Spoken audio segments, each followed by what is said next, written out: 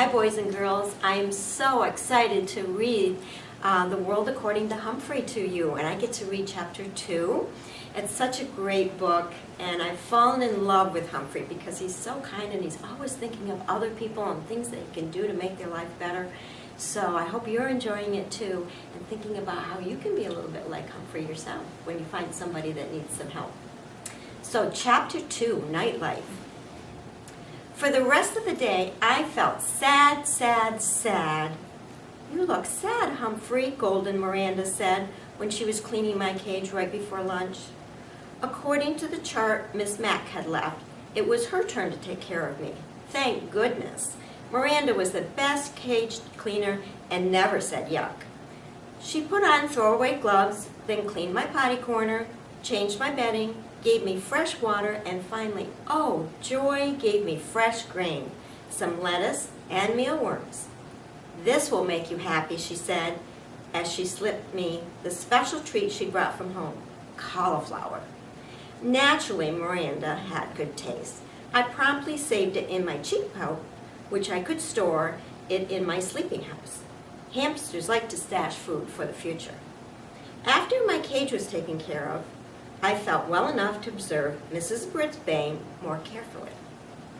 Now, Miss Mack was tall, wore bright blouses, short skirts, and high shoes. She wore bracelets that jingled, jangled. She spoke in a loud voice and waved her arms and walked all around the room when she taught. Mrs. Brisbane, on the other hand, was short, with short gray hair. She wore dark clothes and flat shoes, and she didn't jingle-jangle at all. She spoke in a voice just loud enough to hear and sat at her desk or stood at the chalkboard when she taught. No wonder I was feeling drowsy after lunch. All that nice food and all that soft talking. Is that all this hamster does, sleep? She asked at one point when she glanced over at my cage. Well, he's turnal, replied Raise Your Hand Heidi Hopper. Raise your hand, Heidi, said Mrs. Brisbane. What's turnal? You know. Turnal. He sleeps during the day, said Heidi. I was wide awake now. Nocturnal, I squeaked. Hamsters are nocturnal.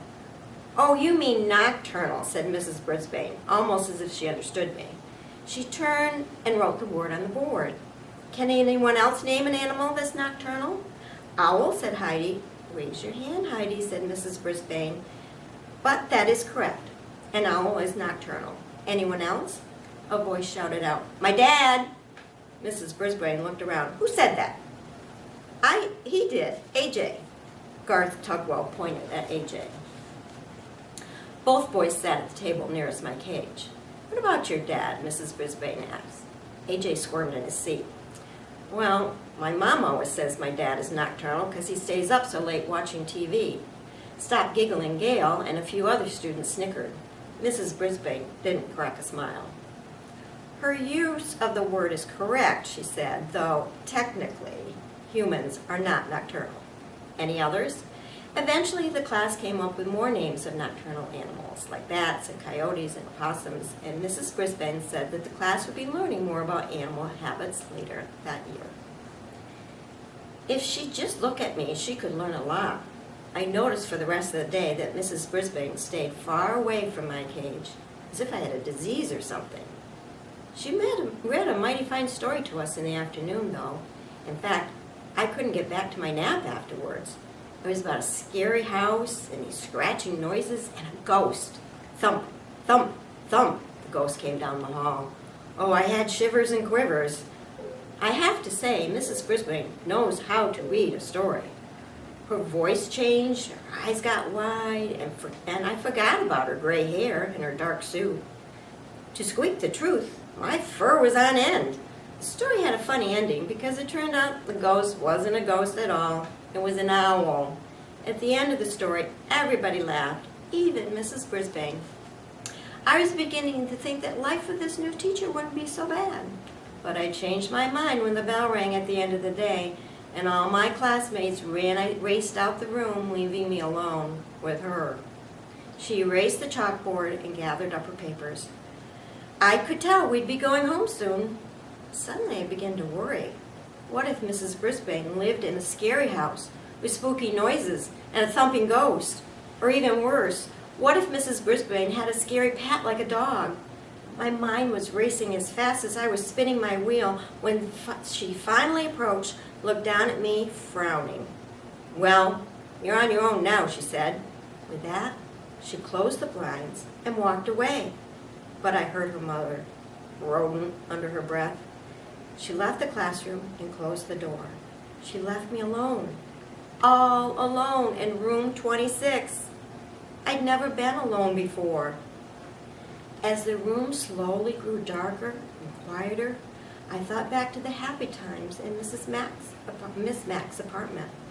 There were always cheery lights on and music and telephone talking, and oh dear, during the day I never noticed how the clock on the wall ticked off the seconds one by one very loudly. Tick, tick, tick. I was feeling sick, sick, sick. I was wondering if there were any owls around room 26 or ghosts. I tried to pass the time by writing in my notebook about Petorama and my days at Ms. Mack's apartment. Writing took my mind off my jittering nerves, but eventually my writing paw began to ache and I had to stop my scratchings. If only I could roam free, as I had back at Ms. Mack's apartment. Then I remembered the lock that doesn't lock. It only took a few seconds to jiggle the door open. I skidded across the table. Then, grasping the top of the table leg tightly, I closed my eyes and slid to the ground. Ah, freedom! I dashed along the shiny floor. I darted between the tables and chairs. I stopped to nibble a peanut underneath Stop Giggling Gail's chair.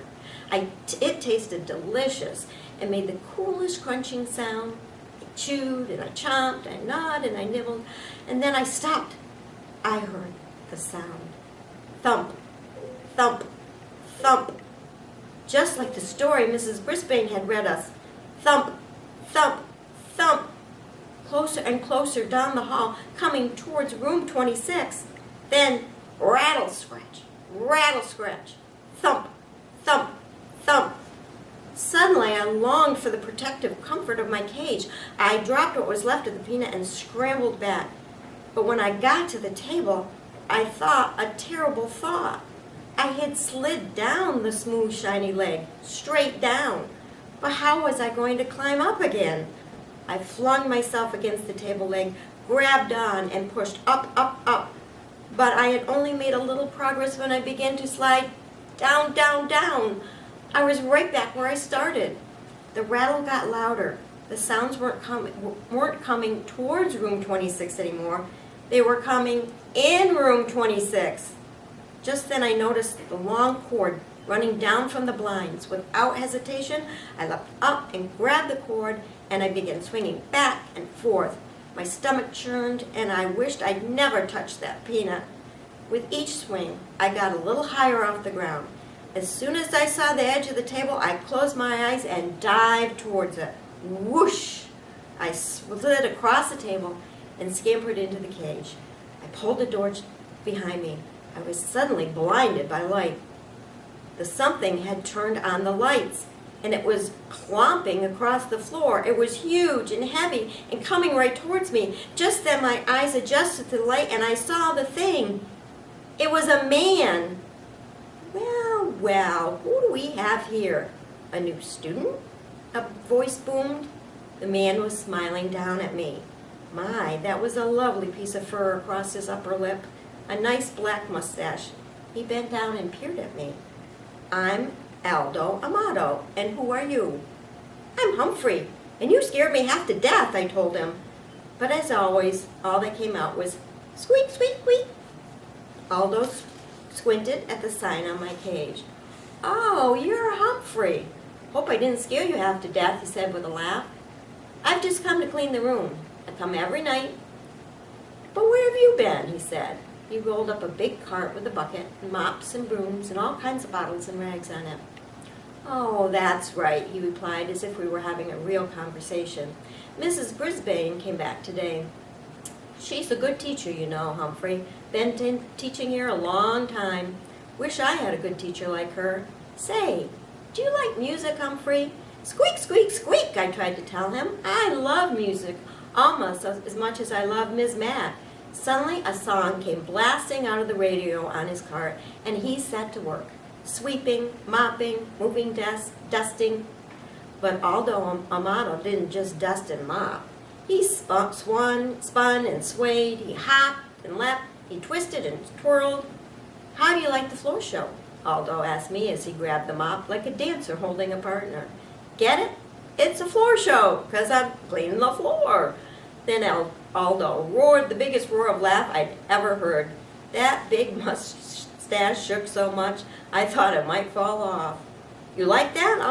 I'll show you real talent, Humphrey." Aldo Amato picked up his broom and very carefully stood it up with the very tip balancing on one outstretched fingertip. It wiggled from side to side, but Aldo moved with the broom and managed to keep it balancing straight up in the air for an amazing long time. When he was finished, he bowed deeply and said, "What do you think? I'm going to join the circus," and he roared again. Then Aldo wiped his forehead with a big bandana and sat down at the table where AJ usually sits. "You know what, Humphrey? You're such good company, I think I'll take my dinner break with you. Do you mind?" "Please, please, please," I squeaked. Aldo pulled his chair right up to my cage. "Hey, you're a handsome guy, like me. Here, a little piece of green won't hurt you, will it?" He tore off a piece of lettuce from his sandwich and pushed it through the bars. Of course, I hid it in my cheek pout. Aldo chuckled. "Good for you, Humphrey. Always have something to say for a rainy day."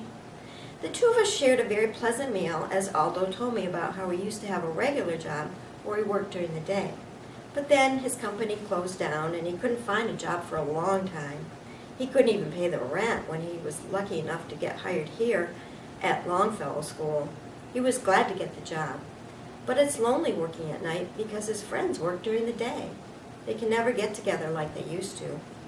I tried to squeak to him about all the creatures, like me, that are also nocturnal, and Aldo listened. "I know you're trying to tell me something, Humphrey, but I can't tell what it is. Maybe you're just saying, I'm not alone after all, huh?" Squeak! He understood.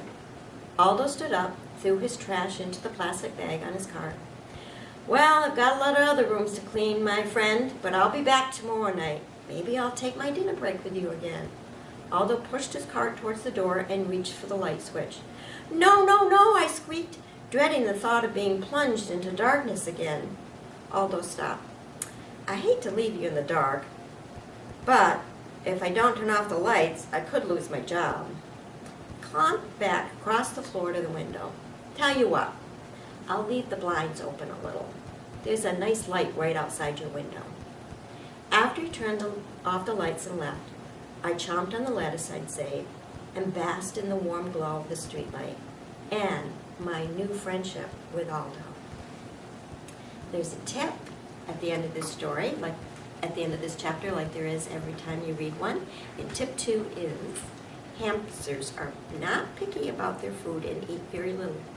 Make sure to feed your pet a wide variety of tasty foods. Thanks, boys and girls.